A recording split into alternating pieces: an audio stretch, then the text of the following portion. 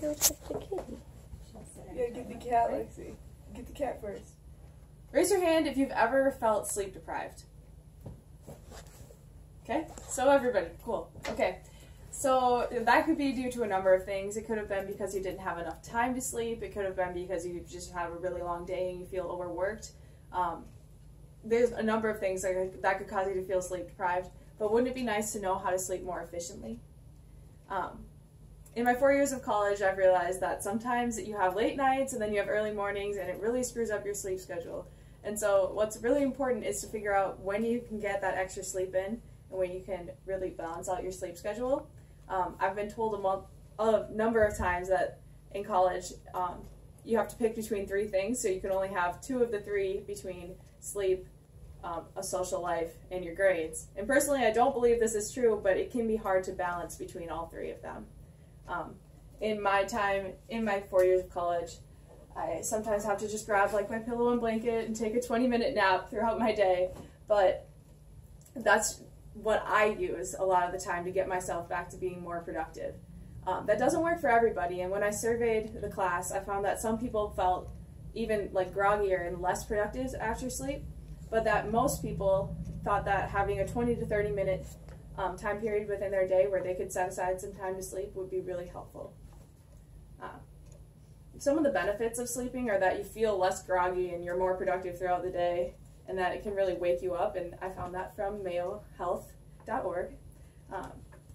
There are a number of companies that are starting to infiltrate like napping rooms into their company life right now. And as I'm coming to the end of my college career and I'm about to enter the workforce, I have wondered a lot about how my body's going to react to having, waking up earlier and then possibly staying later at work or things like that. And so it's really interesting to me to think about how I can be more productive throughout my day. And so some of these companies, Google was actually the first one to implement a napping room, at least within the technology industry. And some of these companies set aside these rooms especially for people that do a lot of traveling abroad. And so they'll come in from either across the country or a different country, and they'll take their time to just rest a little bit in these napping rooms before they have to enter a meeting or before they have to give a presentation, and that gives them a little bit, it gives them a cool space to just relax and make sure that they're ready for what they need to do. According to the Center for Disease Control, 1 in 3 Americans is sleep deprived, meaning that they don't get at least 7 hours of sleep every night. And I feel like that's probably true. Most of you probably don't get 7 hours every single night. And so that's definitely believable. But I think that part of that is due to the culture here in America of just like that go, go, go, fast-paced everything. And while Americans aren't the only ones that are sleep deprived, some of the other countries around the world do things a little bit differently. In a lot of Hispanic and Latin American countries, they have what they call a siesta in the middle of their day, where it's basically like a 2 to 3 hour period where you're not really expected to work. It's kind of a break, and so you can take that time to go home, eat your lunch, and then take a short nap before coming back to work. And that's gotten so ingrained within their culture that they have even shut down a lot of stores and shops at that time because they don't get enough traffic and they don't get enough business during those hours to really make it worth it. While Americans and those abroad are really struggling with their sleep schedules, it's something that's kind of ingrained within humans too. So all mammals are polyphasic sleepers, meaning that they sleep for periods throughout their day.